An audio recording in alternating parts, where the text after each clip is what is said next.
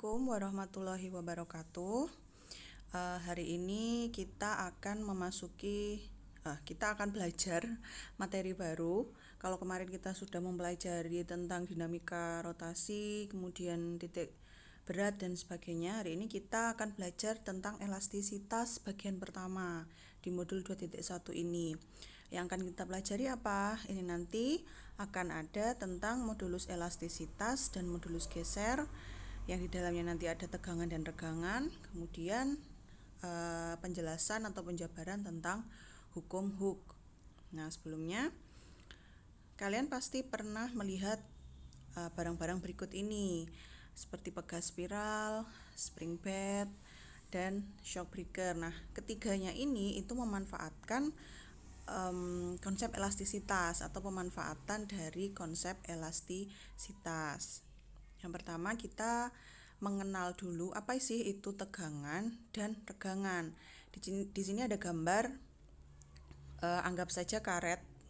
Karet ini punya panjang awal L0, kemudian kita berikan gaya F ke kanan pada permukaannya. Pada permukaan karet tadi kita tarik ke kanan, akibatnya karetnya mengalami pertambahan panjang sebesar delta L.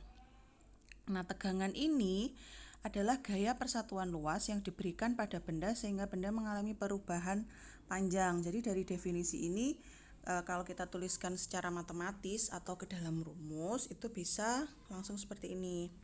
Nah, simbolnya untuk tegangan itu sigma kecil ini adalah gaya persatuan luas atau F per A. Satuannya sudah ada di dalam kurungnya itu ya. Berarti satuan tegangan itu adalah Newton per meter kuadrat. Berikutnya, apa itu regangan? Regangan itu perbandingan antara perubahan panjang terhadap panjang awalnya.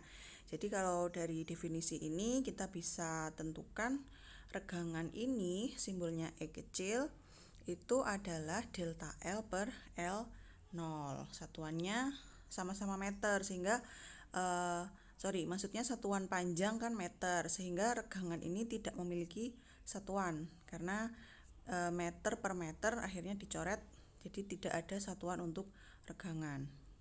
Berikutnya, modulus elastisitas ini sebenarnya berasal dari hasil percobaan yang dilakukan oleh beberapa orang. Ternyata diperoleh kesimpulan bahwa perbandingan tekanan terhadap regangan itu dia memiliki nilai konstan pada suatu benda tertentu. Nah, nilai konstanta ini atau nilai konstan ini kemudian diberi nama sebagai modulus elastisitas atau modulus yang simbolnya huruf E besar. Satuannya karena regangan tadi kan tidak memiliki satuan, sehingga satuan modulus yang ini sama dengan satuan dari tegangan atau Newton per meter persegi. Nah, ketika kita masukkan besar tegangan dan regangan tadi, maka F per A dibagi lagi delta L per L0, sehingga E atau modulus yang itu sama dengan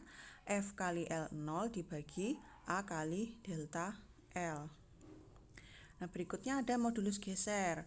Kalau modulus yang atau modulus elastisitas tadi itu gayanya menyebabkan benda mengalami perubahan panjang. Nah, kalau modulus geser ini menyebabkan bendanya itu berubah bentuk atau menjadi bergeser dari posisi awalnya. Misalkan seperti ini. Ada benda yang biru ini tanpa gaya geser. Jadi keadaan awalnya seperti ini, kemudian diberikan gaya ke kanan panah warna merah ini sehingga dia bergeser dari posisi awalnya dan bentuknya juga mengalami perubahan. Nah, kalau tadi kan untuk modulus elastisitas F, A, delta L dan L-nya itu kan segaris sehingga mudah untuk ditentukan. Nah, kalau untuk modulus geser ini nah ini karena F-nya ke kanan, A yang dikenai gaya atau luas permukaan yang dikenai gayanya itu menjadi sejajar dengan tegak lurus terhadap gayanya, karena luas permukaan yang dikenainya itu yang atas ini, kemudian diberikan gaya F ke kanan. L awalnya adalah L saat tidak dikenai gaya geser, sehingga yang tegak lurus atau yang vertikal tadi. Kemudian delta L-nya itu adalah jarak pergeseran dari yang awal ke setelah mendapat gaya itu. Jadi dari yang ada sudah keterangan tanda panahnya itu ya untuk delta L. Nah, untuk persamaannya dia sama dengan modulus elastisitas. Tetap F kali L0 per A kali delta L. Hanya menentukan besarannya saja yang berbeda, tapi untuk persamaannya sama. Berikutnya elastisitas. Apa itu elastisitas? Kemampuan suatu benda untuk kembali ke bentuk awal setelah gaya pada benda tersebut dihilangkan. Misalnya karet kita tarik kemudian kita lepas tarikan kita, karet tadi akan kembali ke bentuknya yang semula. Nah, benda-benda yang seperti itu dikatakan benda-benda yang elastis. Contohnya ini contoh benda elastis, karet atau pegas spiral. Yang tidak elastis apa atau non elastik? Plastisin atau dikenal juga dengan malam. Kalau kita berikan gaya, kita bentuk misalkan menjadi bola, dia tidak akan kembali ke bentuk awalnya. Nah, itu dia bersifat plastisin atau plastis. Kemudian kayu juga seperti itu, kalau kita berikan gaya, dia tidak akan bisa kembali ke bentuk semula. Berikutnya ada hukum Hooke. Hukum Hooke ini menyatakan bahwa pertambahan panjang pegas, jadi ini berbicara tentang pegas ya, pertambahan panjang pegas berbanding lurus dengan gaya tariknya apabila gaya tariknya tidak melampaui batas elastisitas pegas. Jadi maksudnya ketika kita menarik pegas itu gaya yang kita berikan kan pasti menyebabkan pertambahan panjang pada pegas. Tapi kalau gayanya itu terlampau besar melebihi elastisitas pegas itu sendiri, maka pegasnya tidak lagi memenuhi persamaan tersebut. Jadi pertambahan panjang tidak lagi berbanding lurus dengan gaya tariknya. Ilustrasinya seperti ini. Ketika pegasnya yang atas itu masih kondisi diam ya, maksudnya tidak diapa-apakan, kemudian diberikan gaya F ke kiri, nah menyebabkan si pegasnya mengalami pemendekannya sebesar delta X. Karena diberikan gaya F ke kiri tadi, pegas itu akan memiliki gaya pemulih yang arahnya ke kanan atau FP ini. Nah ini, jika suatu pegas ditarik atau ditekan oleh gaya luar F, maka pada pegas akan muncul gaya pegas sebagai reaksi terhadap gaya F, karena benda elastis akan cenderung segera kembali ke bentuknya yang semula setelah gaya yang diberikan itu dihilangkan. Nah, makanya supaya dia dapat kembali ke bentuk semula, maka arah gaya pegas itu harus berlawanan dengan arah gaya yang diberikan. Nah, makanya dia karena diberi gaya ke kiri, dia akan membalas ke kanan. Nilai konstanta pegas menentukan kemudahan pegas mengalami perubahan panjang. Semakin besar nilai konstantanya, maka pegas makin sulit untuk mengalami perubahan panjang. Jadi bisa dibayangkan ya, kalau misalkan pegasnya itu, atau misalkan kita bayangkan pegas spiralnya itu tipis dengan yang pegas spiralnya lebih tebal, pasti kita menariknya juga membutuhkan gaya yang berbeda. Seperti itu untuk menyebabkan pertambahan panjang. Nah, untuk persamaannya seperti apa? Nah, FP itu min K kali delta X. FP-nya itu gaya pegas tadi, K-nya konstanta pegas, konstanta yang dimiliki pegas yang menentukan dia sulit atau mudah untuk dirubah panjangnya tadi, dan delta X-nya itu pertambahan panjang. Nah, kenapa ada min di sini? Min ini hanya menyatakan arah, bahwa arah gaya pegas itu berlawanan dengan arah delta X-nya. Delta X-nya tadi kan ke kiri, maka gaya pegasnya ke kanan, sehingga tandanya negatif. Itu untuk satuannya Gaya, karena gaya Newton, konstantanya Newton per meter, delta X itu panjang sehingga meter. Oke, lanjut. Nah, ini ada grafik hubungan gaya terhadap pertambahan panjang. Nah, tadi yang sudah saya sampaikan, kalau misalkan pegasnya itu kita beri gaya yang terlalu besar, melebihi kapasitasnya dia atau kemampuan elastisitasnya dia, itu bisa kita lihat di sini ada daerah elastis, daerah plastis, dan titik patah. Daerah elastis itu OA atau O sampai B itu ya adalah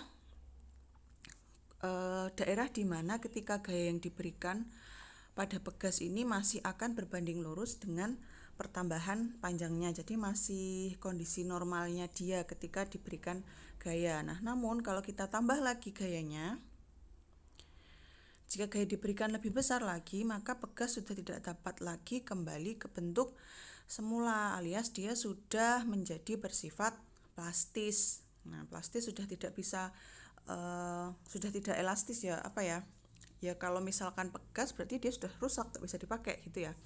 Kemudian yang C ini titik patah. Titik patah ini kalau gayanya ditambah lagi, maka pegasnya itu bisa putus atau patah. Misalkan pegasnya digantung vertikal, kemudian kita berikan beban yang sangat besar, maka pegasnya itu bisa putus atau patah. Contoh soal 1.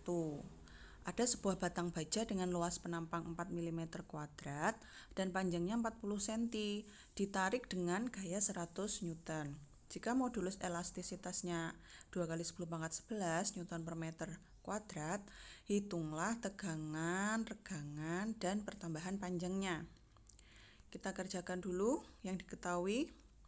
A ada 4 kali 10 pangkat min 6, kita jadikan ke meter persegi atau kesatuan SI. Kemudian panjang mula-mulanya 0,4 meter, gayanya 100 Newton, dan E nya atau modulus elastisitasnya adalah 2 kali 10 pangkat 11. Yang ditanyakan ada tegangan, regangan, dan pertambahan panjang.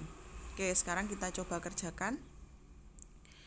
Kita bisa gunakan rumus yang tadi ya. Untuk tegangan itu gaya per satuan luas. Kita masukkan. Nah, kita peroleh besarnya tegangan adalah 2,5 kali 10 pangkat 7 Newton per meter kuadrat. Berikutnya yang B. Modulus yang itu adalah tegangan per regangan. Modulus yangnya ada, tegangannya ada. Jadi kita kalau mau cari regangan, rumusnya tinggal dibalik, E-nya pindah ke ruas kiri sehingga E kecil atau regangannya ke ruas kiri, maka E besarnya menjadi dibagi oleh regangan per modulus yang. Tegangan per modulus yang, sehingga kita masukkan ini 10 pangkat 6 ya, 25 kali 10 pangkat 6, 2,5 kali 10 pangkat 7 itu sama dengan 25 10 pangkat 6 per 2 kali 10 pangkat 11, sehingga diperoleh 1,25 kali 10 pangkat min 4. Nah, ini terakhir kita mau mencari pertambahan panjangnya. Kalau kita sudah dapat E-nya tadi, regangannya, kalau kita mau cari delta L-nya berarti tinggal diubah bentuknya menjadi delta L sama dengan regangan kali panjang awal. Kita masukkan, diperoleh pertambahan panjangnya adalah 5 kali 10 pangkat min 5 meter. Contoh soal yang kedua. Pegas digantung vertikal, panjangnya 20 cm. Jika diregangkan dengan gaya sebesar 0,5, berarti maksudnya ditarik ke bawah ya. Panjang pegasnya menjadi 27 cm. Berapakah panjang pegas jika diregangkan dengan gaya 0,6? Yang diketahui ada panjang mula-mula atau panjang asli pegas 0,2 meter, kemudian gaya awal yang diberikan F1-nya 0,5 Newton, panjang akhir setelah diberikan gaya tadi 0,27 meter. Kemudian gaya kedua yang akan diberikan itu 0,6 Newton. Yang ditanyakan berapakah panjang akhir setelah diberi gaya 0,6. Kita gunakan persamaan dari hukum Hooke tadi besarnya ya, karena min tadi kan hanya masalah arah. Kalau untuk besar kita bisa tidak memasukkan tanda minnya, jadi hanya besarnya saja. Itu F sama dengan K kali delta X. Nah, kita cari delta X dulu dari kasus yang pertama yang saat gayanya 0,5. Nah, ternyata delta X awalnya itu 0,07 meter atau 7 cm. Kemudian pegas yang digunakan itu masih sama, kan pegasnya satu yang dipakai, tapi hanya diperlakukan dengan diberi gaya yang berbeda, sehingga konstanta pegasnya itu tetap, atau K1 sama dengan K2 sama dengan K, sehingga kalau kita masukkan K ini kan sama dengan F per delta X, sehingga F1 per delta X1 sama dengan F2 per delta X2. Kemudian kita masukkan angkanya, kita peroleh delta X2 nya adalah 0,6 kali 0,07 per 0,5 yaitu 8,4 cm, sehingga panjang akhirnya tinggal ditambah dengan panjang mula-mula tadi, maka LT2 adalah L awal plus delta X2 atau 20 ditambah 8,4 cm, sehingga hasilnya adalah 28,4 cm. Oke, ini untuk materi kita hari ini. Selanjutnya kalian kerjakan soal latihan yang ada di halaman terakhir pada modul elastisitas 2.1. Sekian, wassalamualaikum warahmatullahi wabarakatuh.